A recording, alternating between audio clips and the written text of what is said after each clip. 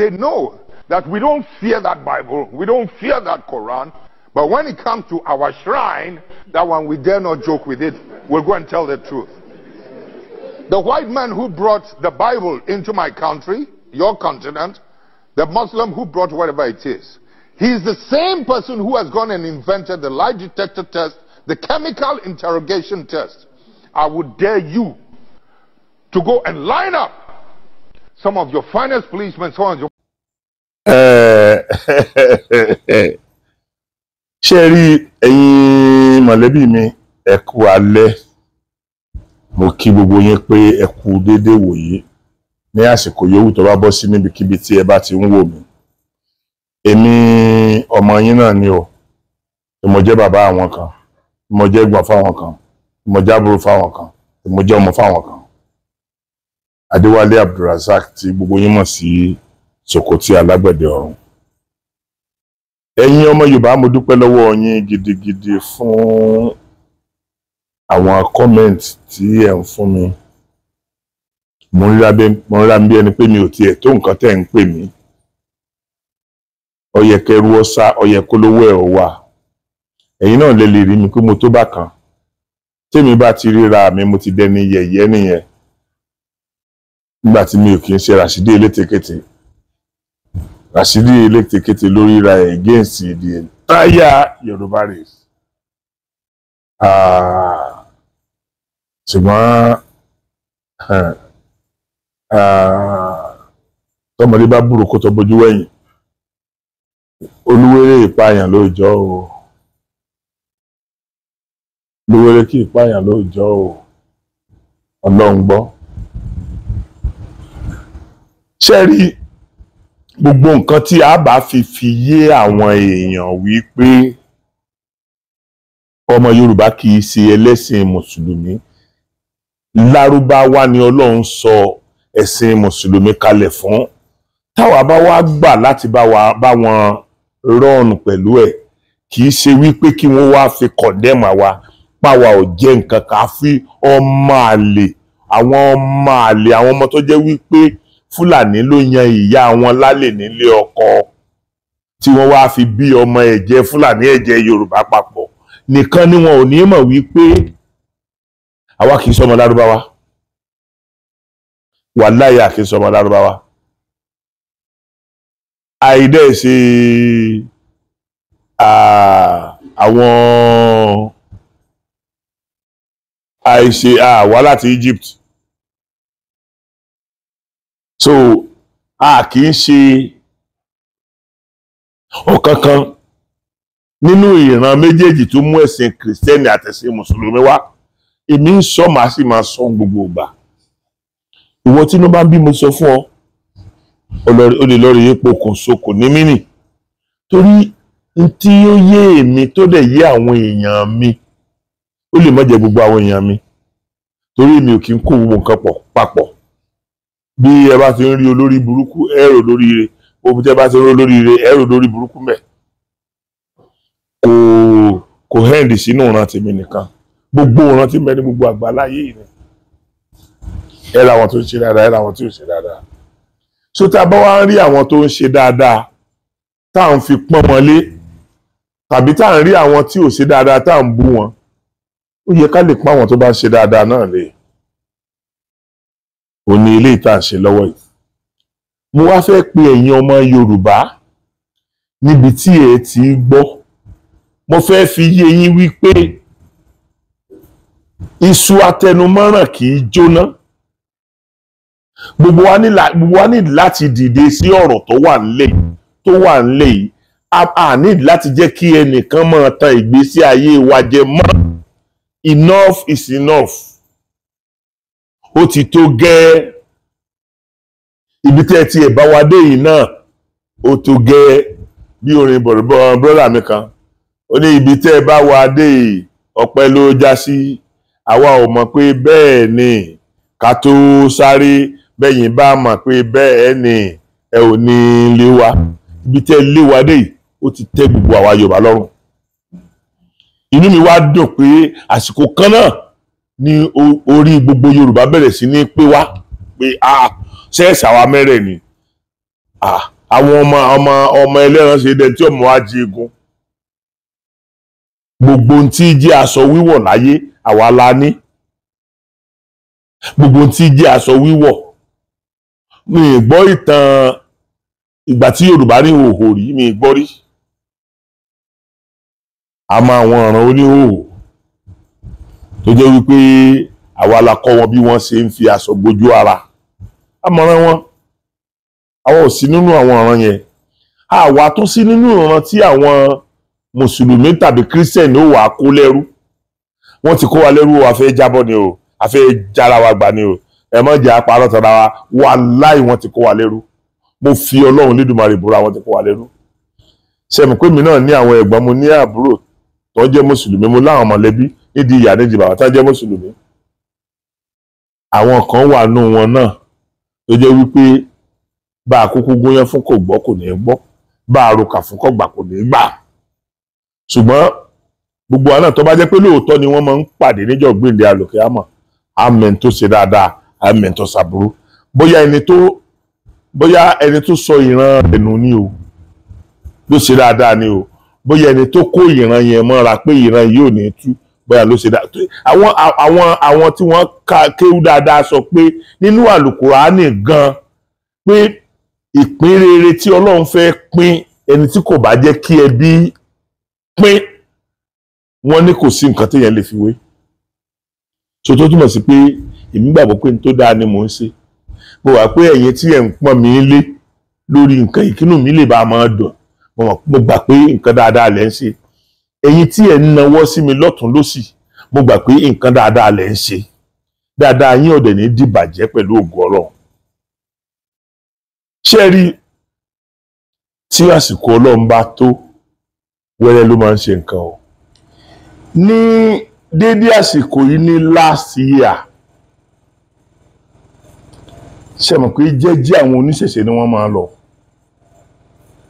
àti mọ̀ pé báyìí ní ìpadà rí o bẹ́ẹ̀ bá ń parọ́ tanra yín jẹ tẹ́ láwọn kankan ò fi yín lẹ̀ ẹ̀ ń tanra yín ẹ̀yin náà mọ̀ pé ń tanra yín jẹ ni o àwọn èèyàn ti rọ́kù nínú ẹ̀sìn méjèèjì bìbà tí wọ́n jẹ́wọ́ pé ọmọ Yorùbá làwọn àwa tá a sì kú ń bẹ̀ yìí náà Ọlọ́run lọ́mọ bá kálukú ọ̀lọ́ oníkìmọ̀ lọ kí n tiẹ̀ bá a lọ bá a mọ́ lọ sí bàbá ẹ̀ ló mú mi débẹ̀ àbá bẹ́ẹ̀ ni òun mi kú bẹ́ẹ̀ problem wo ni ti gbèsè ayé ẹ̀ lórí kí n lọ àbí kí n mọ́ lọ èmi mo lè determine máa lọ mi ní lọ ṣùgbọ́n mo ti ẹ̀ lọ́wọ́ mi ò lọ́wọ́ gbogbo àwọn alákatakítí ẹ̀sìn pẹ̀lú ògo Ọlọ́run máa fi mí nà yín lẹ́gbàá ni. ní last year ní dédé sìn kọmọsẹ́ni tó ti ronú gbogbo orú nǹkan báyìí kò sẹ́ni tó ti mọ̀ pé àwọn amúnisìn kan tí wọ́n mú gbogbo wá sìn pàápàá jùlọ àwọn ẹlẹ́sìn mùsùlùmí ẹlẹ́sìn tèmi gangan Ọlọ́run mo dúpẹ́ tí mo jẹ́ mùsùlùmí torí tí mi ò bá jẹ́ mùsùlùmí gbogbo tí mò ń sọ yìí mi ní lè sọ wọ́n á ní mò ń wá ìjà ẹ̀sìn ni wọ́n á ní mo fẹ́ dájà ẹ̀sìn sílẹ̀ ẹ wá wo olórí burúkú wo ní ló fẹ́ dá ìjà ẹ̀sìn sílẹ̀ nínú ẹni tó ń fọ́ọ̀sì ẹ̀sìn ìran tiwọn máa wà lórí láti tó ń fi ń kọ̀ǹdẹ́mọ̀ tiwa ṣé ìjọba tiẹ̀ fọ́ọ̀sì ẹ̀ sí wa lọ́rùn ẹbẹ̀ tó bá wù ní ó ṣe mọ ewu làbùrọ̀ tó máa kọ̀ǹdẹ́mọ̀ tiwa táyé yìí ò bá fẹ́ bàjẹ́ ẹ̀yẹ lákàtúntì yẹn mọ̀ bá wí o mi ò bá di ẹ̀ta mùsùlùmí wí o àwọn mùsùlùmí tó ń ṣe dáadáa perfectly wọ́n wà o tí Ọlọ́run Lédùmarè ó máa bá mi gbé wọn lọ́wọ́ sókè láéláé ẹ kò lè mọ́ dùn wọ̀ ìwọ náà mọ̀ fọwọ́ ẹ lọ́kàn ara rẹ pálákàtàkìtì ni ẹ ó mọ̀ pálákàtàkìtì ni ẹ báwo ni o ṣe wá ní dùn ẹ wo irú Olúwo yẹn ẹnu mi wọnú ọbẹ̀ lá àwọn Olúwo àwọn baba alálùbáríkà tó ti jẹ Olúwo sẹ́yìn tọ́lọ́run Olódùmarè yóò bá mi kó ìpè burúkú kúrò lójú wọn ọ̀rọ̀ Ràṣídì elétekéte àbí kí náà pè ni mò ń sọ Ràṣídì elétekéte ẹrú Lárúbáwá ó ti torí pé ó jẹ́ ẹrú Lárúbáwá nítorí owó tó ń rí gbà tàbí tó tún máa rí gbà sí ọ sọ̀rọ̀ ààrẹ di mùsùlùmí ọ̀sán gan mo mọ ẹni tí mò ń sọ yìí dáadáa ìgbà tí ó ṣẹ̀ṣẹ̀ jẹ́ ọba, ìgbà tó ṣẹ̀ṣẹ̀ jẹ́ ọba, bàbá wa kan bẹ́ẹ̀ tí à ń pè ní tí wọ́n jẹ́ òṣèré orí ìtàgé, tí wọ́n jẹ́ bàbá gbogbo wa, tí wọ́n sì jẹ́ ọmọ Ìwó. Bàbá wa yẹn wọ́n máa ń kọrin love, orin love ni wọ́n máa ń kọ ńgbà yẹn tí gbogbo yín mọ̀ bí ẹni mowó. Bàbá wa yẹn ńgbà tí wọ́n kú, èmi ni mo ṣe chairman burial committee wọn. Bàbá wa yẹ Ọ̀sàrìsíkọ́lá, èmi ni mo ṣe chairman burial committee wọn. Ẹ wo ọkùnrin bìnàbìnà sí i. Mo ń wọlé bá sọ̀rọ̀, à ń sọ̀rọ̀ dáadáa ńgbà yẹn. Gbogbo ìgbà yẹn náà wà mọ̀ pé olówó lọ́wọ́ sínú àwọn tó fi $1 ràn wá lọ́wọ́. Bọ̀ nítorí pọ́ bá ní ẹ̀yìn pálásì tó jẹ́ kí náà porúkọ ẹ̀, tó jẹ́ họ́ọ̀lù ìlú láti fẹ́ ṣe nǹkan. So à ń fọ̀rọ̀ wa lọ ẹ́, à ń fi gbogbo nǹkan tá a fẹ́ ṣe à ń fi lọ ẹ́ náà. Ó bá wa fìgbà kankan sọ rí wípé ọmọ ṣètánì àṣetánì báyìí nìwọ, ó bá wa sọ. Ó fààyè gbà wá. Mo ní nọ́mbà ẹ lọ́wọ́ tèmi ẹjọ́ máa ń sọ̀rọ̀ dáadáa ńgbà yẹn. Níwọ̀ Ràṣídì Elétekéte, mo ń bá ẹ sọ̀rọ̀ dáadáa ńgbà yẹn. Tí n bá pè ẹ́ o máa ń gbé, mo fún mi ní direct line yẹn. Tàjọ ẹ̀mí pẹ̀lú ẹ̀ ti jọ sọ̀rọ̀ láìmọye ìgbà. Nígbà tí ọ̀rọ̀ yóò sì ṣẹlẹ̀, mo pè é ó gba aago mi mà. Ajá tí ó bá sọnù kò ní gbọ́ fèrè ọ̀dọ̀. Ó ti sọnù nílẹ̀ Yorùbá. Wàláì ó ti sọnù. Irú ẹ wá ń tanu sí bàbá wa Ọ̀jájá. Ẹ̀rù tí ẹ̀ bá ẹ́. Àwọn tí wọ́n mọ̀ ẹ́ délé. Tí wọ́n mọ bàbá wa Ọ̀jájá délé. Ẹ̀yin èèyàn mi, ẹ dákun, mo fẹ́ kẹ́ ẹ lísìn sí àwọn yẹn, kẹ́ ẹ gbọ́n tí wọ́n sọ nípa àwọn méjèèjì. Àwọn méjèèjì náà mọ̀, wọ́n mọ Ọ̀jájá, wọ́n mọ Ràṣídì Elétekéte, wọ́n mọ̀ pèlè Ràṣídì Elétekéte. Ẹ dákun, ẹ gbọ́ ntí brọ́dà mi tí ó lálùbáríkà, tí ò ní fojú sunkún ọmọ, tí wọn ò ní gbé òkú ẹ̀ wá bá wa lé, ẹ gbọ́ nǹkan tó sọ, ẹ listen. I just want to take this time láti sọ̀rọ̀ nípa àwọn wèrè Muslim. Wọ́n ṣe gbogbo Muslim, àwọn olóòórùn kan lára wọn, àwọn idiot, àwọn wèrè tán ni wọ́n ṣe Muslim tán bastardize Yorùbá, tán fi religion tán fi bastardize Yorùbá race wọn, tán bastardize Yorùbá race torí pé wọ́n ń ṣe ẹ̀sìn, you know, because Nigeria kò sí regulation, there's no religion regulation in Nigeria. In fact, ibi tí Islam ti wá ní Saudi Arabia, if you go there, if you go to all those Qatar, Arab countries, they don't allow their religion to disturb their life. One are religious, one share religion, one at the same time, they have their life to live, everything is going on very well and smooth for them. But you come out for all Muslim, come out for shake with Fugo, come out for Jakiri Titi, what you say in Nigeria. You know, I just want to talk about this about Oluwo boy Wale Rarada. Wale. You know, Kilo Wale, you know, because Elomi, the country over to die, because a lot of people talk about our position of authority in Nigeria these days. They are just people to get where they have nothing. That can actually be very important person can come and be on position. Then how do you expect people like that come and misbehave? You know, Kilo Wale yen, ko ma bu Yorubaland, ko ma sọ̀rọ̀ shaka nípa Yoruba, nípa a particular race. Torí ẹ̀sìn tó ń gbé wá láti ibi kan tó mọ anything nípa ẹ̀. Wale is never a Muslim nor a Christian or anything. Canada bí báyìí ni Wale wà for years. Jẹ́ pé orí bukulo for Wale oníṣẹ́ now. Ṣé oníṣẹ́ tó ń ṣe ní Canada ó máa ń jalè kiri ni now. Wọ́n ní wọ́n ń ṣojú. Ó lè ní Wale ń jà kiri. Wale Olúwo yẹn. Kò níṣẹ́ kankan tó ṣe Canada bí báyìí.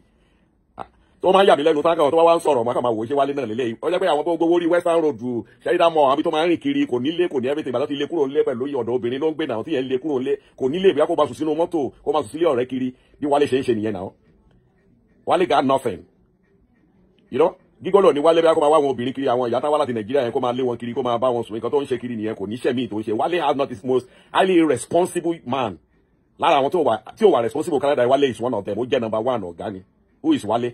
Ó wá lọ sí Nàìjíríà, ó wá wọ́n ti fi wọ́n ti tọ́tí lọ́rùn romance one woman ló introduce ẹ̀ sí Abiola Chief Abiola Ogundoyin àgbẹ̀gbẹ̀ orúkọ máa ìwó yẹn. That was the man that tó mọ wálé tó meet wálé through woman yẹn tó fi di pé ó sọ pé ọmọ òwò lòun. And he was like, he lied to the man kó wá láti ilé ọba ní ìròkó wá láti ilé ọba kankan bí báyìí ti gbé lọ sí ìwò nìyẹn, you know. Torí wọ́n bí máa yẹn bí lè pé ó lè máa control ẹ̀ tó bá ti jọba tán. Kò mọ̀ pé hooligans ní wálé pé bàbá ńlá 419 is a thief ó dùbọ̀ ẹni náà kò sí nǹkan tó ń ṣe ó máa lu jìbìtì kiri títì ló ń ṣe kiri surely has identity in Canada ni. He had no identity here.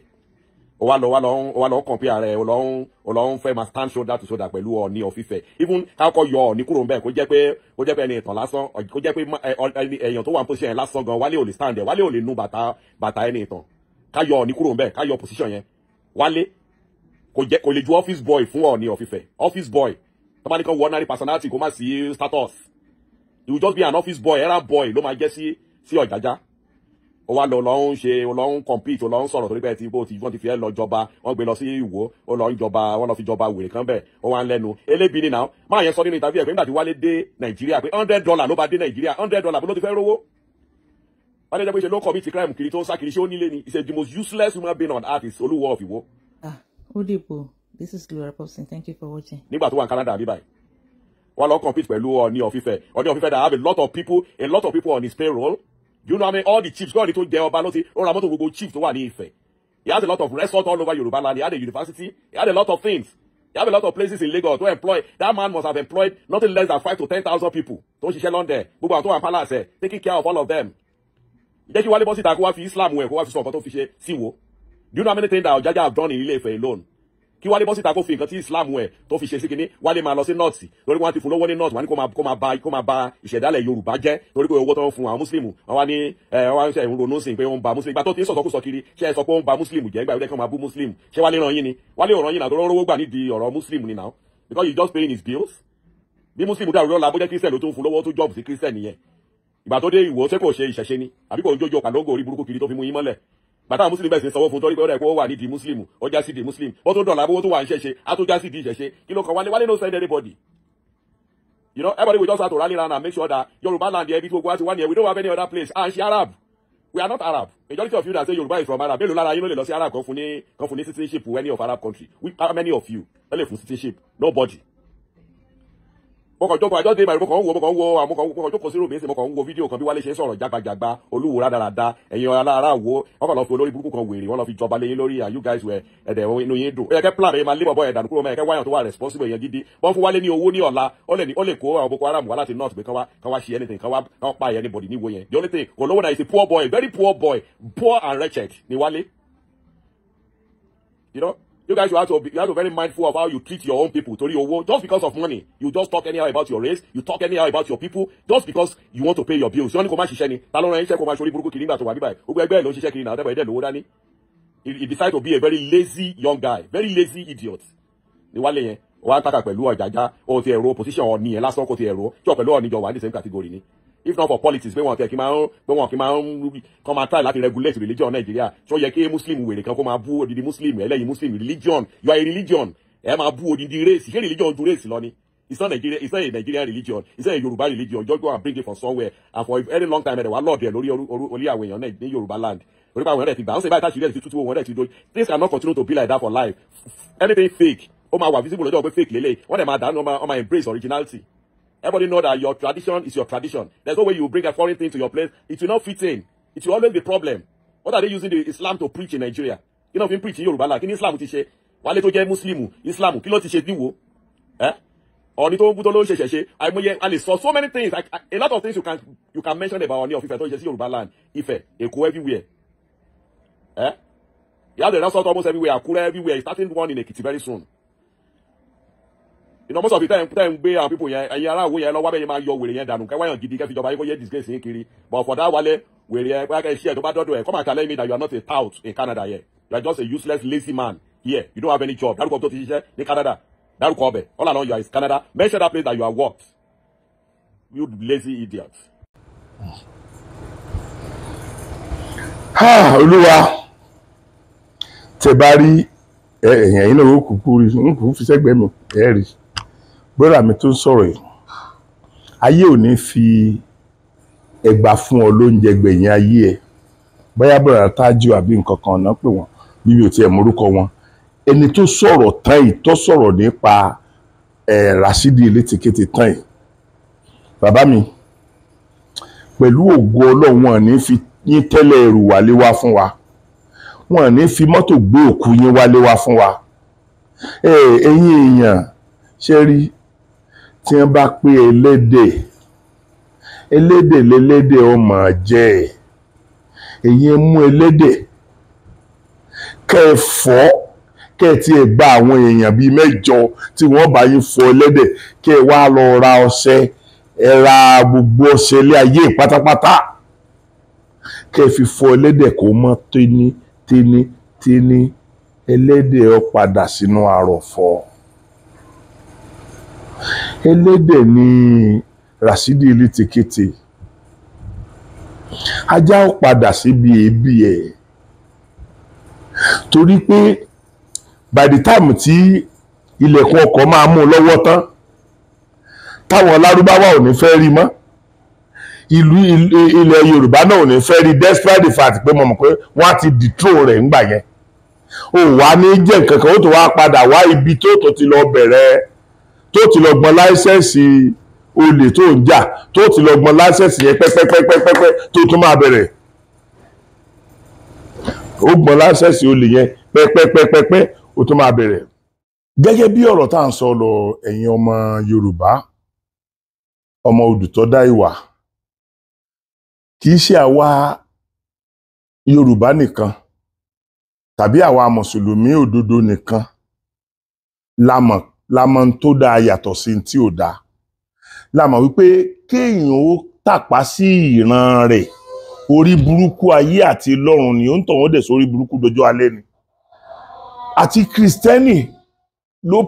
Kristẹni àti Mùsùlùmí ni wọ́n preach ẹ̀ mo fẹ́ kẹ́ ẹ bá mi gbọ́ nǹkan tí ẹni yìí sọ mo fẹ́ kẹ́ ẹ gbọ́ nǹkan tó sọ kẹ́ ẹ lè mọ̀ pé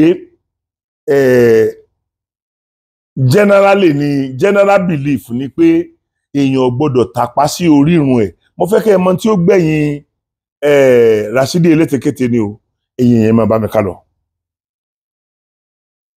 There is no hopeless life as a person, as a man who is quarreling with his own father. With your own father. And his own mother. You go to witch doctors when your things are not moving well and you think that they've bewitched you. I want to tell you today that the biggest witchcraft is relationships. Relationship. That are not fixed. That are not fixed. Between you and your parents. There's nothing wrong with you going back to your mother's house and clean up the graves of your own fathers. There's nothing wrong. I didn't say worship them. Clean them up. In my tribe, there's a proverb that says, never allow your son to marry a girl when you have not seen the grandfather's grave. Grandfather's grave. The roots support the tree. The tree does not support the roots. If you water your roots, you will have fruits. That is the Bible. Honor your father and your mother. The only commandment that has an insurance policy. And your days will be many that the Lord will give you. Prayer does not substitute personal responsibility at a family level. I challenge this church to its roots. We cannot have members who are easily convinced that they must return 10% of their salaries as tithe and offerings, yet they are sending 200 pounds to their own mothers and fathers. You are worse than pagans. Your responsibility to the church cannot be more than your responsibility to your own family. Your family. Because you want to bribe God and bribe angels so that you enter heaven. How can you say you love God whom you have never seen when you hate the parents who have brought you into existence? If your religion makes you look after it more than your own parents, the Bible calls you a non-believer, worse than a pagan. Go and read for yourself. True African spirit says, take your responsibility seriously. That is first bus stop before you run the church. This is the reason why I sometimes say, if we're not careful, we're going to develop a cult. What is a cult? A cult is that which takes human beings away from their families and creates an artificial family somewhere called Adventism. All of a sudden, your parents, demons. Those who don't believe in you in Adventism have become Satan. We're in early Adventism, we Adventists, we Adventists, we Adventists. Before you notice it, David Koresh came out of that ideology. fascists, you keep on driving that agenda, you end up in the midst of nowhere, where you can no longer recognize your own family for the sake of the church. That cannot be African. Africans will start at home. And what religion is it that will make you divorce your own parents? Water that tree. Whether your mother is a sangoma or mtakati or a witch doctor, water that tree. God is not a fool. This is the door through which you came into existence.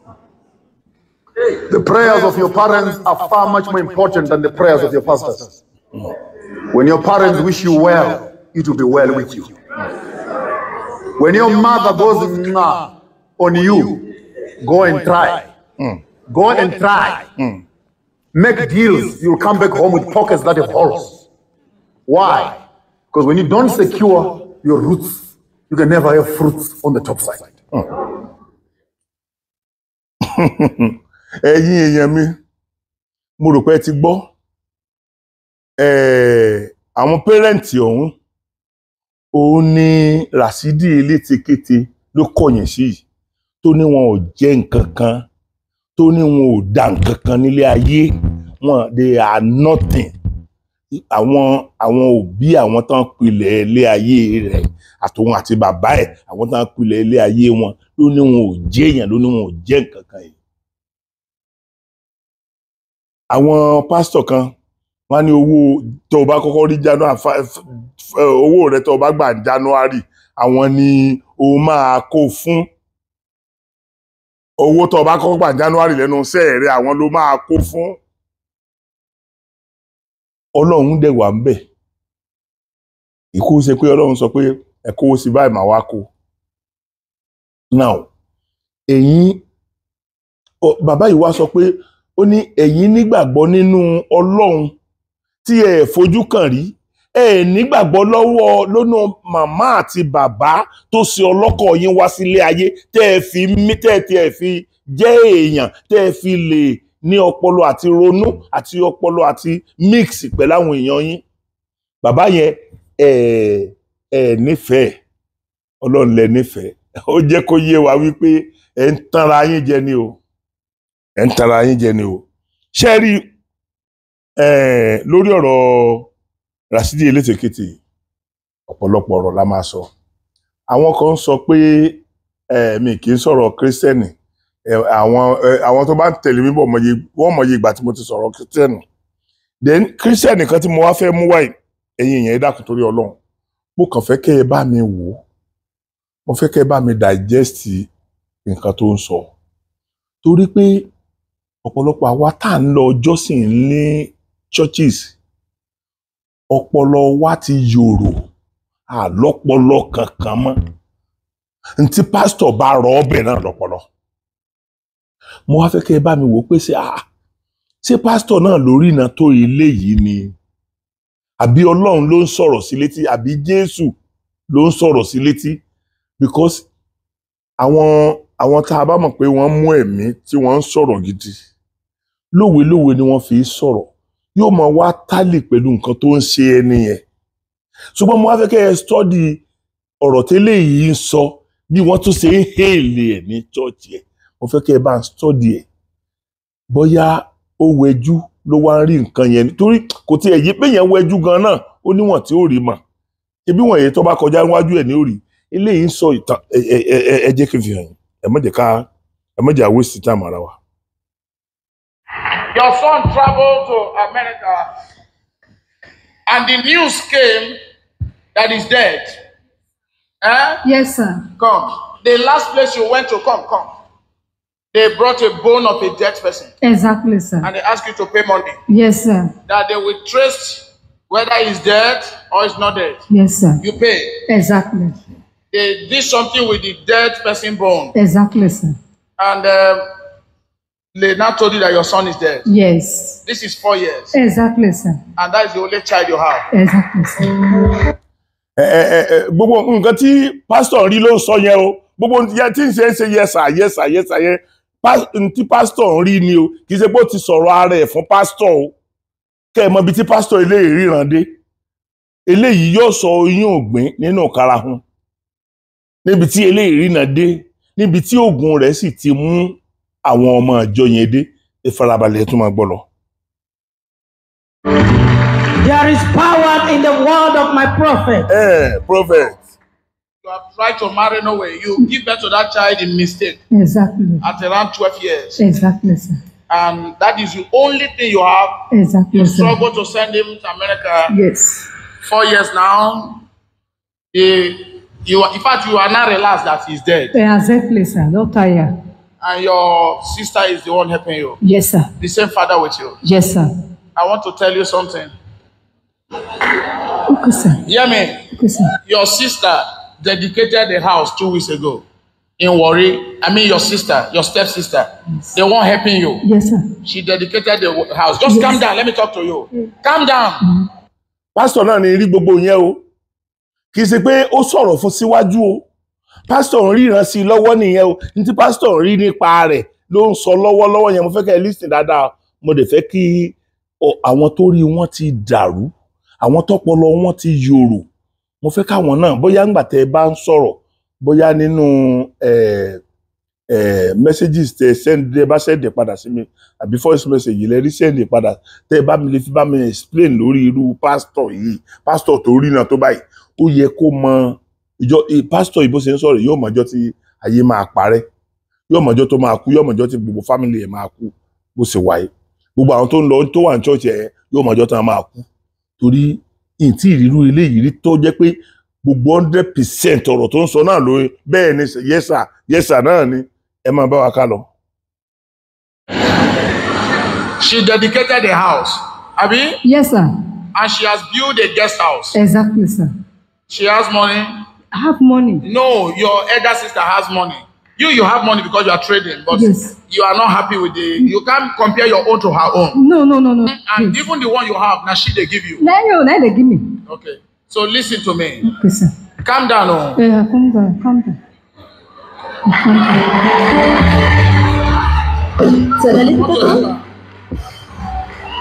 You see, your son, I don't know why they did that. Console yourself. Your son, is not dead. There is one thing I know, wherever I go, Jesus Christ never failed me.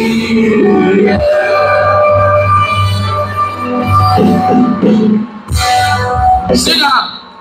Let me help you today. Jesus. Now hear me. Jesus. This is organized manipulation. Hear me? Your stepsister, her name is Ofejiro. Yes, sir. Hear me? Listen. You are a Yoruba woman. Yes, sir. Gbogbo tó ń sọ yẹn náà o. Áńgẹ́lì kan ló ń sọ sí létí o, kórúkọ ẹ̀ nǹkan báyìí ni. You are from so place. Áńgẹ́lì ló ń rí fíìlì ẹ̀ sí létí tó fi ń sọ jáde yẹn o. Kì í ṣe pé níṣe lóbìnrin ti sọ gbogbo ọ̀rọ̀ yìí fún o. Ó ń ríran sí obìnrin yẹn lọ́wọ́lọ́wọ́ ni o. Ẹ̀yin èèyàn kẹ́ mọ bí tí ẹ gọ̀kú dé. Ẹ̀yin èèyàn mi ẹ dákun ẹ̀yin má bá mi listen. The guest house, she just opened a new house that she built. Yes. You go there, she will give you peanuts. Yes. The manipulation starts from her. She told your son that you are dead.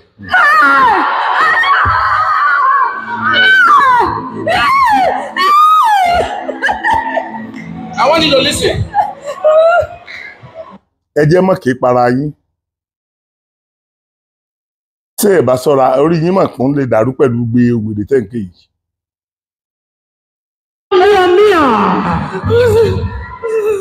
I want her to allow me to tell her the whole thing.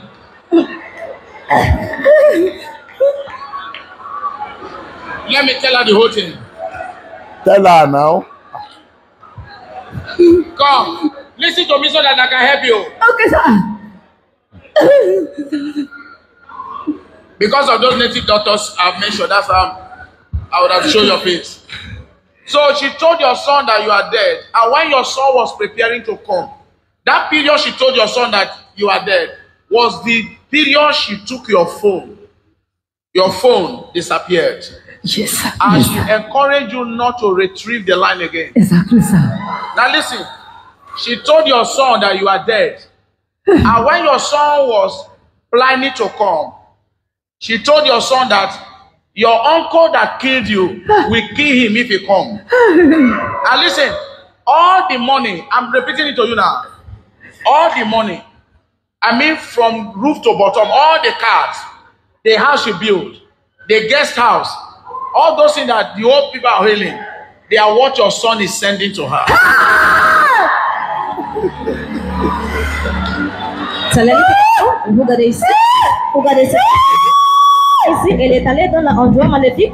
Ẹ wo, ẹ jẹ́ kí n fi mọ bẹ́ẹ̀ yẹn torí wọ́n tún bragi lọ náà ni ẹni tó ní let me help you òun lọ lọ́hùn tí ó yọ nínú gbogbo ọ̀ràn tó ti sọ yẹn ṣe rí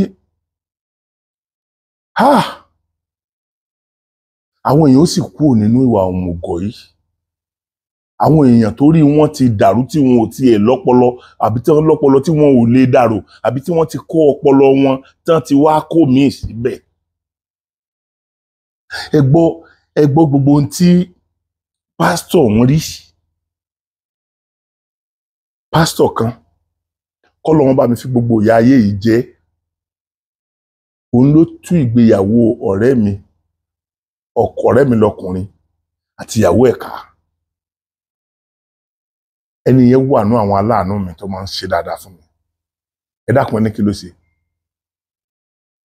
pásítọ̀ àtọkọ ni wọ́n jọ ń lọ sí chọ́ọ̀chì yẹn ìyàwó àtọkọ náà jọ ń lọ sí chọ́ọ̀chì yẹn ìgbà tó wá yá ọkọ wá rí dandan tí wọ́n ń ṣe òun wá sọ fún ìyàwó pé òun ò lè lọ sí chọ́ọ̀chì yẹn mọ́ o àyàwó ní kò sí tó lè stop òun ní chọ́ọ̀chì o ṣe rẹ̀ mọ̀ pé nílùú òyìnbó ìyàwó yín la láṣẹ nítorí bá kálukú yín wá nìyẹn ṣùgbọ́n fúngbà díẹ̀ ni ẹni tí ó jẹ gbèsè tí ó dá 20 ọdún fún ẹni tó fẹ́ san gbèsè fún kó má yọ̀ ẹni tí wọ́n jẹ ń gbèsè tí wọ́n dá 20 ọdún fún kó náà má bànújẹ́ tó bá pẹ́ tó bá yá 20 ọdún yẹn ó ń bọ̀ wá kú ọ̀la gbogbo ìyà tẹ́yin ọmọ Yorùbá ń jẹ lórí ìyàwó lórí àyè tí àwọn òyìnbó fi gba ìyàwó tí wọ́n fi ń jẹ yín èyí tó bá já sí ìyà ń bẹ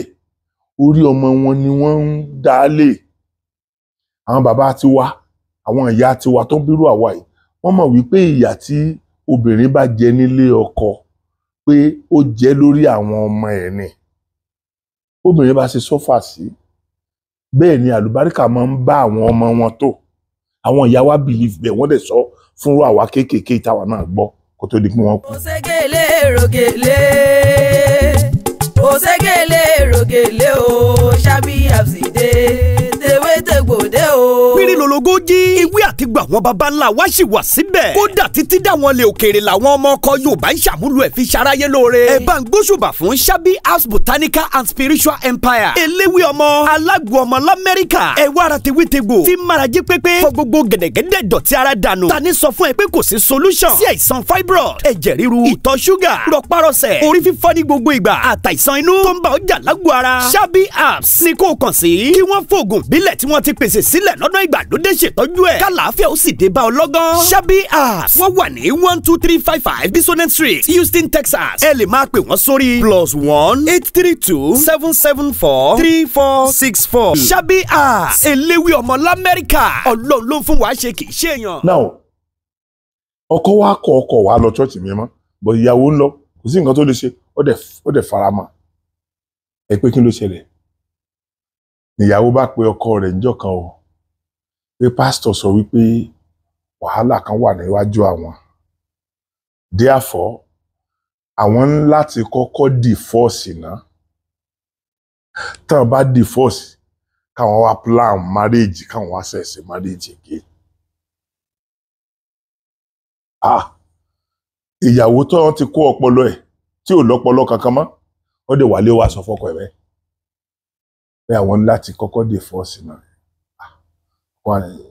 so mọ tó ń ṣiṣẹ́ orí ẹ̀ ò dàrú ṣé kìí ṣe pé o ti ní skọ́skọ́ lóun ní skọ́skọ́ o táwọn láti ṣe ni ẹ o otherwise kálukú ọmọ lọ́nà ẹ̀ ni o ọkọ bá ní ó jèrè ọ̀nà àlùbáríkà kí kálukú ọmọ lọ́lọ́ rẹ̀ yẹn gangan ó bẹ́tà. Ẹni tí mo dẹ̀ ń sọ yìí Ọlọ́run ràn lọ́wọ́. Ọlọ́run ràn lọ́wọ́. Nínú gbogbo orúkọ bíi 4 tí mo ní, ó ń bá mi jẹ́ kan ní orúkọ yẹn, mi fẹ́ dárúkọ ẹ̀. Ó ń bá mi jẹ́ kan ní àwọn orúkọ mi yẹn, ó ní ọkọ yẹn. Ó lè jẹ́ ọ̀rẹ́ mi, ó dẹ̀ máa ń ṣe dáadáa fún mi gan. Wọ́n ṣe dáadáa fún mi gan. Àwọn tó ń ṣe dáadáa fún mi pọ̀, ọ̀kan lára wọn ni. Now, ọkọ wa ní òun ò gbọ́rú ẹ̀ rí. Ìyàwó ní dandan. Bí àwòsá ṣe lọ múwèé divorce wa bọ́kọ lérí ẹ̀. Ọ̀rọ̀ yẹn ti wà ní kóòtù sí ti lé lọ́dún kan. But wọ́n ti separate. Ọkọ ọ̀rẹ́ mi yẹn tí wọ́n fi gbé hòtẹ́ẹ̀lì torí pé iṣẹ́ wọn káàkiri from one town to the other ni. Tó fi gbé hòtẹ́ẹ̀lì ṣe ti lọ bí ọdún kan. Ó ti wà lóòtẹ́ẹ̀lì. Wọ́n ṣẹ̀ṣẹ̀ ń try láti gba ilé báyìí ni. Gbogbo owó táwọn ọmọ hòtẹ́ẹ̀lì ti pọ̀ jù. Now, wọn ti dájọ́ wọn o. Ṣùgbọ́n mọ̀ pé ká tó dájọ́ wọn náà, gbogbo responsibility ọkọ yẹn ò lè dín. Kò dẹ̀ lè ná owó bó ṣe wù. Owó tó wà ní àpò ẹ̀, ó ní tó lè ná nínú ẹ̀. Nítorí pé wọ́n á sọ pé nítorí pé ó ti mọ̀ pé wọ́n á pín owó yẹn sí méjì. Ló ṣe ń ná kúnà bẹ́ẹ̀ yẹn, kò lè ná wọ́n kò tó bẹ́ẹ̀. Kẹ́ ẹ mọ̀ pé àwa náà mọ bí ìjọba ibi tẹ́ ẹ wà yẹn ṣe mú yín lọ́wọ́ tó. Ṣùgbọ́n ìwọ̀sí àtẹ̀gbìn yẹn ò ṣe é kọ̀ àfi tẹ́ ẹ bá tún wá máa padà wá sínú ebi ń bì tẹ́bi ó tún jọ máa pa àwa àti ẹ̀yin. Bó tilẹ̀ jẹ́ pé ń sìn ẹ̀yin lè sì ràn wá lọ́wọ́ tẹ́ ẹ̀jẹ̀ bí ó pa wá. Ẹ̀ ń fowó ránṣẹ́ sí wa pẹ̀lú gbogbo wàhálà ayé tẹ̀yìn sí mẹ́yẹn. Ẹ̀ tún mówó yẹn fi ránṣẹ́ sí wa. Ẹ̀yin lè jẹ́ kí bí ó pa àwa. Tẹ́ ẹ bá kọ ìwọ̀sí yẹn, ẹ̀yin náà ó dára bíi tí wọ́n máa tún àfowó ránṣẹ́ sí ni. Ọlọ́run ní sọ̀rọ̀ yín bẹ́ẹ̀ láéláé. Ẹ kẹrùkẹrù wálé ni pẹ̀lú ògùn Ọlọ́run. Àwọn kan wà tán believe pé àwọn ò lè wá Nàìjíríà mọ́. Bó bá wá Nàìjíríà mọ́ ó ti gbà pé ò lè wálẹ̀ Yorùbá mọ́ náà nìyẹn. Torí ara Nàìjíríà nílẹ̀ Yorùbá wà. Bó tilẹ̀ jẹ́ pé very soon a ní ìyapa ara, kò ní jẹ́ ìyapa tẹ̀mí. A ní ìyapa ara pẹ̀lú ògùn Ọlọ́run. Kọ́nọ̀mbà wa dé ọ̀rọ̀ wa ládé, a ní ìyapa ara. So, àwọn kan wà, ìpínlẹ̀ tẹ̀ ń gbé Nàìjíríà sẹ́nsìn.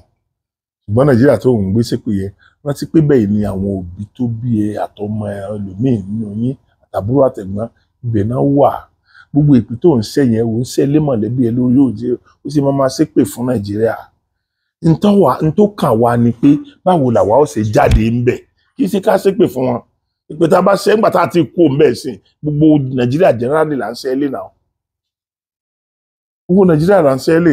So, ẹ̀yin èèyàn, mo bẹ̀ yín, mo tún fi orúkọ Ọlọ́run bẹ̀ yín. Mo tún fi ń tẹ́ padà jẹ́ láyé, mo tún fi bẹ̀ yín. Ẹ dákun torí Ọlọ́run. Gbogbo ọ̀rọ̀ wa ń sìn ẹ jẹ́ ká máa sẹ́ńtà ẹ̀ lórí pé a fẹ́ ní òmìnira tiwa. A máa bú Nàìjíríà, ká máa bú ọba, ká máa bú kinní kan, kò ní nǹkan kan tó fẹ́ ṣe. Ẹlòmíì á pè mí, wọ́n á máa bá mi sọ̀rọ̀ bí ẹni pé èmi lágbára kan tí mo lè sà. Ọ̀rọ̀ tó yẹ kẹ́yìn náà bọ́ sórí íńtánẹ́ẹ̀tì kẹ́ ẹ sọ. Kí gbogbo wa dẹnu bò wọ́n bẹ́yẹn. Bóyá ojú ọmọ tiwọn, bóyá ara ọmọ tiwọn. Bóyá wọ́n á ronú pé wàdà. Èmi lẹ́ẹ̀ máa sọ fún ta lèmi kí lèmi jẹ́. Ẹ dákun kí lèmi lè ṣe. Tí gbogbo ìtẹ́mi ń sọ gan sí wọn gbọ́ ni. So sísọ tọ́pọ̀lọpọ̀ máa ń sọ fún mi, mo kàn máa ń wò pé mi ò lè sọ̀hún wọn ni. Bí má dé máa fẹ́ sọ̀hún wọn, ó máa dùn wọn, ó máa bí wọn nú. Ṣùgbọ́n ẹ dákun, n tẹ́ ń sọ fún mi yẹn, kí lèmi lè ṣe lórí ẹ̀, ta ló bí mi? Kí ni mo jẹ́ ní Nàìjíríà? So, n tó important jù ni pé kí gbogbo wa náà sá máa pariwo fáyé. Nǹkan báyìí là ń fẹ́, nǹkan báyìí là á fẹ́ mọ́. Àní àwa àti Fúlàní àbára wa tá a yìí ṣe ẹ̀jẹ̀ kan náà. Àní kí kálukú, àní kọ́ fọ́n ọ̀tọ̀ sí gbẹ́gìrì, kí kálukú ó kẹ́kọ̀ọ́ ẹ̀ lọ́wọ́. Àbá bá ní kí ẹlẹ́pọ̀n ọmọ ìjẹpọ̀n ọmọ àtùpá ní ọ̀kọ̀ọ̀kọ̀ yóò náà. Tá bá ní ká pín Nàìjíríà bá ṣe wáyé, èyí tẹ̀ ní wrong thought ní mind, ẹ mọ́ ni mọ́ o. ẹ má ní mọ́ o ẹ má ní mọ́ o kò sí tẹ́nìkan níbi kan táwa ò ní náà nílẹ̀ Yorùbá kò sí nǹkan náà ẹ dákun kankan tó ń tán ní Nàìjíríà bí ó bá jẹ́ pé àwa kan ti yọ̀ lẹ̀ ìgbà tẹ́bí dẹ̀ dé sìn kálukú náà wọ́n mọ bó wọ́n ṣe padà oko bó tiẹ̀ lè lọ oko wọ́n mọ bó ṣe fowó dáko èmi ń fowó dáko lọ́wọ́lọ́wọ́ báyìí mo dá ńlá sí yà ó lè jẹ́ pé ó dàbí ìgbà tí èèyàn waste owó nítorí pé èèyàn ò lè jókòó tì ṣùgbọ́n eléyìí ń ṣe ìtọ́nú yìí mo mójútó lójú àmì so nítorí pé ìdáko nítorí pé mo fẹ́ ta oúnjẹ tá a bá wú ẹ̀gẹ́ tá a bá wú a fi ṣe gàárì very soon mo máa bẹ̀rẹ̀ sí ní ṣe gàárì mo ti ń ra àwọn irinṣẹ́ ìjọ díẹ̀ very very soon ẹ máa ra gàárì sokoti ẹ máa ra èlùbọ́ sokoti èlùbọ́ ọ̀ṣun tí ò ní tàn ní mix ẹ rárá very very soon ẹ jẹ́ kọ́ lọ́wọ́ ràn mí lọ́wọ́ débi tí mo ń lọ náà so bébí bá ti kúrò nínú ìṣẹ́bùṣe ẹ̀yin èèyàn mi a ní oko ẹ má jẹ́ ká máa pa ṣe rí àwọn nǹkan kan wà tá a fi ń parọ́ tó jẹ́ pé rọ́ ni Ọlọ́run gan mọ̀ pé rọ́ ni Fúlàní ò já dáko ó lójú bí àwọn Fúlàní lọ́lẹ̀ Yorùbá èyí tí Fúlàní òdòdó yín rí okòwò lẹ̀ dá èyí tí Fúlàní àgbà pé Fúlàní ń dẹ́rùbà àwọn kan bì kan pé kí n mọ̀ lóko kan mọ̀ wà ká mi mọ́kò lérí àkàn ibi tí Fúlàní ti ń dẹ́rùbà wọn jù ibẹ̀ gbogbo oúnjẹ tá à ń jẹ ńlẹ̀ Yorùbá èyí tó jẹ́ pé ilẹ̀ Yorùbá ló ti ń wà aláǹdì wọn ni Òkè Ògùn yìí náà ni Òkè Ògùn yìí ni wọ́n ti ń ṣe wọ́n bí ọṣẹ ṣe ń ṣojú Òkè Ògùn dẹ̀ ní gbogbo ohun tá à ń jẹ ti ń wà so táwọn ará Òkè Ògùn tí àwọn wèrè tá à ń sọ yìí tí wọ́n máa dúró tì táwọn bá sì ń dáko ẹ dákun ẹnu wo lẹ́yìn fẹ́ fi sọ̀rọ̀ ẹ dáko ẹ̀ṣẹ̀ kankan ẹ wá ń pariwo pé èèyàn máa mú tí ò ní jẹ́yìn òun mú mọ́ nígbà tẹ́mi bá ní tẹ̀yìn ní tí mi ò ní ra gàrí lóẹ̀ tó ò ní ra gàrí lọ́wọ́ mi ní ra sùúrù ẹ̀ ò ní ra sùúrù lọ́wọ́ mi so àwọn èèyàn kọ̀ọ̀kan bóyá àwọn èèyàn tí wọ́n bá jẹ́ àkàndá èèyàn nìkan láàmú bò ní nǹkan gbà yẹn so o lè tà fún mi o lè tà fún ẹ kí ni èso wá ní chíìpù nígbà tí ọ̀sẹ̀ tó fẹ́ rà tó bá wá pọ̀ dojú àmì àtọ̀mọ́ export ẹ̀ because lọ́wọ́lọ́wọ́ báyìí mi ò ní parọ́ fún yín àwọn tí wọ́n ń gbin ẹ̀gẹ́ gidi gbogbo ibi tó yẹ kíjọba mójútó nìyẹn àwọn tó yẹ kí wọ́n gbin ẹ̀gẹ́ gidi wọ́n dẹ̀ ń kó ẹ̀gẹ́ yẹn lọ tà fún àwọn tí wọ́n ń lo ẹ̀gẹ́ nílùú òyìnbó gọ́fìmẹ̀ntì ó dẹ̀ lajú wọn lẹ̀ tí wọ́n èkó ẹ̀gẹ́ bóyá láti irú ẹ jẹ́ kí n sọ pé láti Oǹdó Èkó ni wọ́n ń kó wá tí wọ́n ti wá wọn sínú mọ́tò wọ́n kó ẹ̀gẹ́ láti Oǹdó ẹnìkankan ò ní mú wọn kó nu tírélà àtẹ̀ntì sọ pé mo lẹ̀ ń gbé lọ ebi ó dẹ̀ máa pa wá gbogbo ìtọ́ yẹ kí wọ́n fi ṣe gàrí ńlé kán fi ṣèlùbọ́ wọn ò ní ṣe wọ́n máa ta kíní yẹn dànù àwa ń pariwo pé oúnjẹ ò ṣe ní wọn ṣùgbọ́n tójú bá kára wa mọ́ tí ìlú yẹn bá ti dìlú wa nìkan bó tiẹ̀ jẹ́ region lásán ó jẹ́ region Yorùbá sáwà lajúlẹ̀ káwọn èèyàn ti wá máa fi bí pa wá ká máa kó nǹkan tó yẹ káwọn jẹ ká máa lọ kó dà sílé òkèèrè ojú máa kára wa mọ́ nínú ìlú kan á lè sọ pé lágbájá ló wà gẹ́ lánàá ẹ̀gẹ́ tí wọ́n ń gbé lọ yẹn lágbájá ló máa jẹ́ torí òun ló wa ẹ̀gẹ́ oko ẹ̀ lánàá a máa lè sọ yẹn náà ẹ wo ẹ̀yin èèyàn mi ò fẹ́ kí fídíò yìí ó gùn mo bẹ̀ yín lórúkọ Ọlọ́run ìjà tá à ń jà lọ́wọ́ yìí ìjà ẹ̀sìn tá à ń jà lọ́wọ́ yìí ẹnu la fi jà á kò ní padà di ìjà lọ́la nítorí pé pẹ̀lú ògo Ọlọ́run á borí àwọn alákatakítí nínú kìrìsìtẹ́nì nínú mùsùlùmí àwọn alákatakítí ibẹ̀ àwọn aláborí wọn pẹ̀lú ògo Ọlọ́run wọ́n á tọrọ jẹun gbẹ̀yìn lọ́wọ́ wa ni wọ́n á tọrọ jẹun gbẹ̀yìn lọ́wọ́ mùsùlùmí tó bá ń ṣe dáadáa tó ń ṣe ẹ̀sìn yẹn bó ṣe yẹ kó sìn wọ́n á tọrọ jẹun gbẹ̀yìn lọ́wọ́ kìrìsìtẹ́nì tó bá ń ṣe dáadáa tó ń ṣe ẹ̀sìn yẹn bó ṣe yẹ kó sìn tí wọ́n gbé ẹrù wúwo lẹ́mẹ̀kọ́ náà lórí tí wọ́n bá ń tọrọ owó ní chọ́ọ̀chì àwọn pásítọ̀ tá a gbọ́kànlé tó jẹ́ pé bí ọkọ ẹlòmíì bá pè tí pásítọ̀ pè yọ kọ̀kọ́ dá pásítọ̀ lónà kó tó lọ́dọ̀ pẹ̀lú bí bàbá ẹlòmíì bá pè tí pásítọ̀ pè yọ kọ̀kọ́ dá pásítọ̀ lónà kó tó lọ́dọ̀ iná lẹ gbọ́ tí ẹnìkan pásítọ̀ kan sọ sẹ́yìn yẹn lẹ gbọ́ tí pásítọ̀ kan ti sọ sẹ́yìn yẹn tó wípé ẹ ti rí bí àwọn òbí wa ṣe ẹ́vì tó nínú ọ̀rọ̀ tí ẹni yẹn sọ yẹn.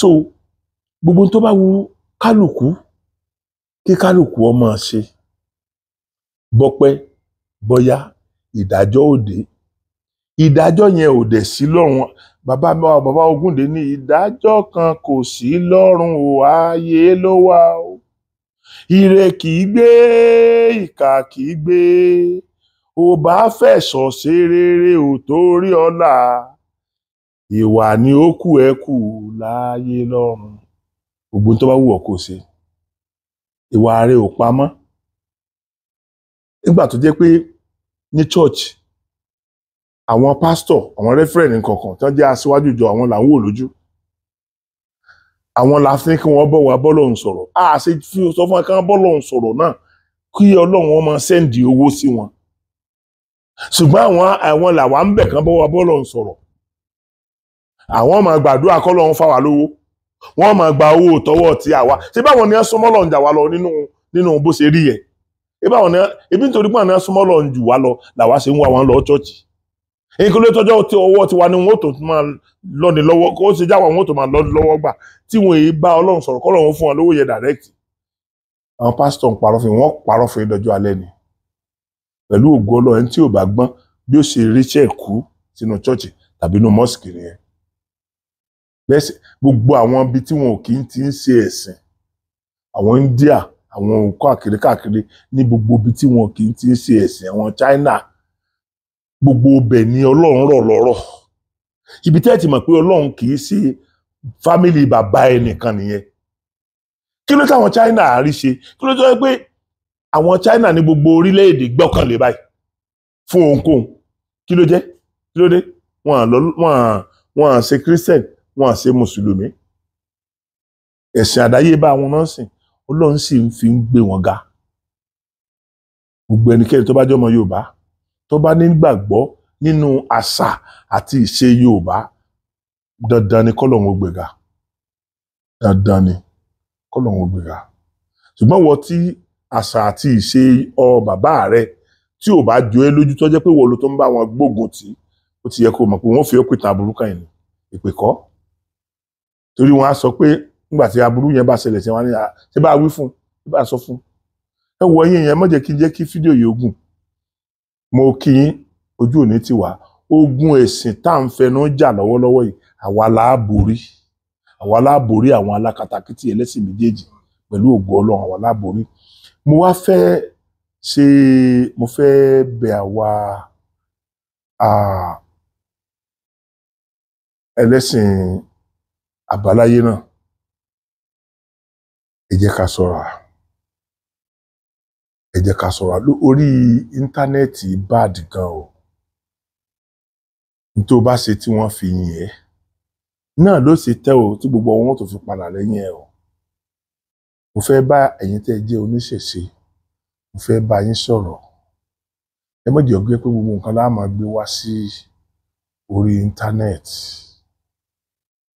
mi fẹ́ sọ̀rọ̀ púpọ̀ lórí ọ̀rọ̀ yìí but àwọn èèyàn kan máa dùn wọ́n pé mi ò sọ nǹkan kan lórí ẹ̀ ọ̀rọ̀ ta ni Ọlọ́run àti Ayéfẹ́lẹ́ yẹn àwọn ta ni Ọlọ́run gúrùpù ta ni Ọlọ́run yẹn àti Ayéfẹ́lẹ́ yẹn kò yẹ kí irú nǹkan yẹn wáyé ọmọ Yorùbá ni Ayéfẹ́lẹ́ ẹni tó dẹ̀ wá grant interview lọ́dọ̀ rẹ̀ ọmọ Yorùbá ni kátẹ̀ wá ní òkè afẹ́wò pé àìní yẹn bà wá lórúkọ jẹ́ ni gbogbo alámọ̀ pé a kì í lo à ń gérí èèyàn tá à ń ṣe kankan tó lórí burúkú yẹn lọ fẹnu ara rẹ̀ sọ yẹn gbogbo alámọ̀ àwọn ẹ̀sìn méjèèjì yẹn ni wọ́n ń bá wa ni wọ́n ń tì wá lọ́rùn Ọlọ́run tí ó mú wọn ló jẹ́ ká máa rí àáfàá lórí íńtánẹ́ẹ̀tì tí ó kó orí èèyàn àti ẹsẹ̀ èèyàn lọ àtọwọ́ èèyàn báyìí ni wọ́n á bí léèrè pé kí lè fẹ́ fi ṣe tẹ́ fi gé orí wọn tí wọ́n làwọn fẹ́ fi ṣáájú ajé Ọlọ́run ló ní ká máa ráwọn pásítọ̀ bẹ́ẹ̀ tí wọ́n ń kó orí èèyàn kó gbogbo ẹ̀ lọ́wọ́ ní lórí íńtánẹ́ẹ̀tì otherwise wọ́n ti fẹ́ bà tàwọn oníṣẹ̀ṣe jẹ́ pé gbogbo nǹkan tí ò dá láyé ọwọ́ oníṣẹ̀ṣe ló wà ó lè ní gbogbo yín lẹ́jọ́ ṣe. So nǹkan tí mo fẹ́ try láti sọ ni wípé ẹ má jẹ́ àwa oníṣẹ̀ṣe yẹn ẹ má jẹ́ ká ja ìjà táwọn ará yóò tàn fi hate wa torí Ọlọ́run ẹ má jẹ́ ká ja ìjà tí wọ́n fi hate wa kò sí tó burú gẹ́gẹ́ bí ẹ ṣe mọ ayé nǹkan ayéfẹ́lẹ́ ní ọmọ Yorùbá kò sí tó burú nínú kẹ́ ẹ lọ bá lọ́fíìsì ẹ take appointment ẹ book appointment pẹ̀lú ẹ kẹ́ ẹ lọ bá lọ́fíìsì kẹ́ ẹ dẹ̀jẹ̀ sọ̀rọ̀ yẹn ní ìtọ́bí inú bípa dákun torí Ọlọ́run àfẹ́ mọ ẹni bó tiẹ̀ jẹ́ pé nọ́mbà ẹ̀ lásán ni yóò fún yín ayéfẹ́lẹ́ ó sáà ní nọ́mbà ẹ̀ lọ́wọ́ nọ́mbà ni ó sáà fi kọ́ńtàtì ayéfẹ́lẹ́ kó tó wá sí orí ètò so ẹ̀ẹ́dẹ̀ wàá gba ayéfẹ́lẹ́ ọ̀dẹ̀ wàá fún gẹ́gẹ́ bí ọmọ Yorùbá yọ̀dẹ̀ fún yín nọ́mbà yẹn ẹ̀ẹ́dẹ̀ pé ẹ̀ẹ́dẹ̀ sọ pé ẹ fẹ́ gbéṣẹ́ fún ẹ̀ẹ́dẹ̀ fi rí mú bẹ́ẹ̀ bá mu kì í ṣe lílù ẹ̀ẹ́dẹ̀ mú lọ sí ọ̀dọ̀ ìjọba pé gbogbo tó fẹnu ara rẹ̀ sọ yẹn tó ẹnu ara ẹ̀ ló kúkú fi sọ pé òun pààyàn páwọn ń pààyàn òun ṣe kìíní kan so gbogbo tó fẹnu ara rẹ̀ sọ yẹn kó lọ fèsì ẹ̀ lọ́dọ̀ ìjọba ẹnu ara ẹ̀ lọ́sàfi sọ kì í ṣe pé ayéfẹ́lẹ́ ló sọ sí lẹ́nu so kò yẹ kírú àwọn yẹn ó jẹ́ kí ìjà ó wáyé láàrin àwa ẹlẹ́sìn mẹ́tẹ̀ẹ̀ta tá à ń láì láti introduce ìfẹ́ sáàrin ara wa ojú òní tiwa ẹ dákun torí Ọlọ́run mo wá bẹ àwọn gúrùpù Tani Ọlọ́run mo bẹ̀ yín lórúkọ Ọlọ́run torí Ọlọ́run ẹ jẹ́ ká ra ṣe níwọ̀n bàbá yẹn mo wá bẹ Ayéfẹ́lẹ́ náà torí Ọlọ́run má bínú Ọlọ́run ní pé tiẹ̀ níyà dákun torí Ọlọ́run má bínú gbà pé àwa ọmọ ìyá ẹ̀ náà la ṣe nǹkan tá a ṣe fún ẹ̀ torí Ọlọ́run má bínú ọ̀rẹ́ kò tó nǹkan tó yẹ kó dìjà láàrin wa ó yẹ káwa méjì tó bá jẹ́ pé lóòótọ́ là ń wá ìrẹ́pọ̀ láàrin ọmọ Yorùbá ó yẹ ká tiẹ̀ fi ṣàwàdà láàrin ara wa ni èmi ò sọ pé kí wọ́n mọ̀ wá ẹni yẹn mú kán fà léjọba lọ́wọ́ mi ò sọ bẹ́ẹ̀ at least yóò ṣáà lè substantiate àwọn ọ̀rọ̀ tó sọ fúnra ara rẹ̀ so kí ni ìtí ń gùn lọ ẹ jẹ́ kí n ra dá dúró báyìí ẹ̀yin yẹn mo bẹ̀ yín ojú òní tì yín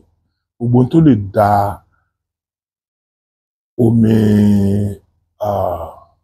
ìfẹ́ rú láàrin àwọn ọmọ Yorùbá ẹ jẹ́ ká sá fún ojú òní tì wá pẹ̀lú ògo Ọlọ́run a ní fi aburú sọ padà fúnra wa mo bẹ̀ yín lórúkọ Ọlọ́run gbogbo ẹ̀yin diaspora mo tó kí yín o ẹ ṣé ẹ kú àdúró tì mí o mò ń lọ́wọ́ àwọn èèyàn kọ̀ọ̀kan Ọlọ́run ní bá yọ yín jẹ́ o owó bí tẹ́ ti mú Ọlọ́run ní jẹ́ kó tán bẹ́ẹ̀ o ọ̀rẹ́ mi kan náà ó tún ṣe sẹ́ndì owó ribiribi kan sí mi lánàá ó gbọ́ pé mò ń ṣe ọ́fíìsì mi lọ́wọ́ tẹ́lẹ̀tẹ́lẹ̀ ọ́fíìsì yẹn mo ti wò pé kí n fi sínú ilé mi nígbà mo ti ra ọ̀pọ̀lọpọ̀ nǹkan tí mo fẹ́ lò nínú stúdíò yẹn tán àwọn ọ̀rẹ́ mi ni wọ́n advice mi pé stúdíò tí gbogbo ayé mọ̀ wá ibi tí mọ̀lẹ́bí ẹ̀ wà ó ti máa jẹ́ pé ilé ẹ̀ náà ló máa fi stúdíò sí so ibi tí ọ̀ràn ti dé bá mi pé mo tún wá ọ́fíìsì káàkiri nìyẹn ọ̀ mo ti rí ọ́fíìsì yẹn àdè tí ń ṣiṣẹ́ lọ lórí ẹ̀ àwọn onídùúdùn ọlọ́rẹ̀ wọ́n ń fi owó ránṣẹ́ sí mi ọ̀rẹ́ mi kan tí ó jẹ́ pé òun ni Ọlọ́run ń lò fún mi lọ́pọ̀lọpọ̀ gbà tó sẹ́ndì owó tí èso owó kékeré sí mi lánàá dúpẹ́ ojú òní tì yín àní wàrà wa tì pẹ̀lú ògo Ọlọ́run ẹ̀yin diaspora tó kù náà gbogbo yín wọn ní fi ẹrù yín ránṣẹ́ sí wa lé pẹ̀lú ògo Ọlọ́run ẹ kẹrù wálé ẹ ní rásájò ọmọ elékuru ẹ rá sórí ìkiri ẹ ní rásájò